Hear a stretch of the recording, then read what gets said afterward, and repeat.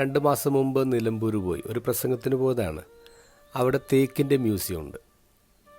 ഇപ്പോൾ ബിമൽ എന്ന് പറഞ്ഞൊരു സുഹൃത്താണ് എന്നെ അവിടെ കൂട്ടിക്കൊണ്ടുപോയത്. അപ്പോൾ ഞാൻ അദ്ദേഹത്തോട് ചോദിച്ചു എന്താണ് ഇവിടുത്തെ തേക്കിൻ്റെ പ്രത്യേകത. അപ്പോൾ അദ്ദേഹം പറഞ്ഞു ഇവിടുത്തെ മണ്ണിൻ്റെ പ്രത്യേകതയാണ്, കാരണം അതിൽ ഗോൾഡൻ കണ്ടൻറ് ഉണ്ട്, അതുകൊണ്ട് തേക്കിനൊരു ഗോൾഡൻ ഷെയ്ഡ് വരും. പിന്നെ ഗ്രെയിൻസും കൂടുതലായിരിക്കും, ഡിസൈൻ കൂടുതലായിരിക്കും. നോക്കിയപ്പോൾ ശരിയാണ്, അവിടെ പല രാജ്യത്തു നിന്നുള്ള തേക്കിൻ്റെ പീസസ് ഇങ്ങനെ വെച്ചിട്ടുണ്ട്. അതിൽ നിലമ്പൂർ തേക്ക് ഇങ്ങനെ ഡിഫറെൻറ്റ് ഷെയ്ഡാണ്, ഗോൾഡൻ ഷെയ്ഡാണ്, പിന്നെ ഗ്രെയിൻസും കൂടുതലാണ്.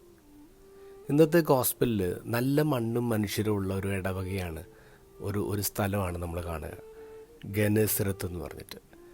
ആ വാക്കിൻ്റെ അർത്ഥം തന്നെ ഗാർഡൻ ഓഫ് റിച്ചസ് എന്നാണ്. കാരണം അവിടെ നല്ല ഫെർട്ടൈലായിട്ടുള്ള ലാൻഡാണ്, ഏത് ടൈപ്പ് മരങ്ങളും വളരുന്നൊരിടമായിട്ടാണ് അതിനെ കാണുന്നത്.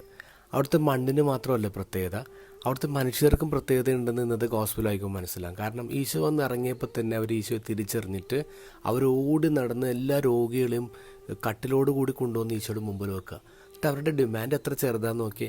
അവർ പറയുന്നത് നിൻ്റെ വസ്ത്രത്തിൽ തൊടാനുള്ള അനുവാദം മാത്രം മതി, എന്നിട്ട് തൊട്ടവരൊക്കെ സുഖപ്പെട്ടു.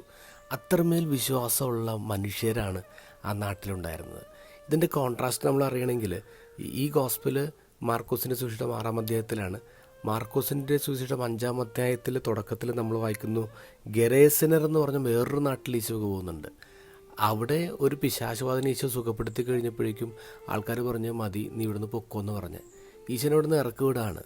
അപ്പോൾ ഒരു നാട്ടിൽ ഈശോനെ ഇറക്കി വിടുന്നു, ഒരു നാട്ടിൽ ഈശോക്ക് ഭയങ്കര ഡിമാൻഡ്. ഞാനിന്നിങ്ങനെ ചിന്തിക്കുന്നത് നമ്മുടെ പല ഇടവകളെക്കുറിച്ചാണ്. ചില ഇടവകൾ വളരെ നന്നായിട്ട് പോകുന്നു, ചില ഇടവകളിൽ പ്രശ്നങ്ങളുണ്ട്. ചില ഇടവകളിൽ ഏത് അച്ഛന്മാർ വന്നിരുന്നാലും ആ ഇടവക സൂപ്പറായിട്ട് പോകും. ചില ഇടവകളിൽ എത്ര സൂപ്പർ അച്ഛന്മാർ വന്നിരുന്നാലും ആ ഇടവയിൽ ഇങ്ങനെ പ്രശ്നങ്ങളുണ്ടാവും.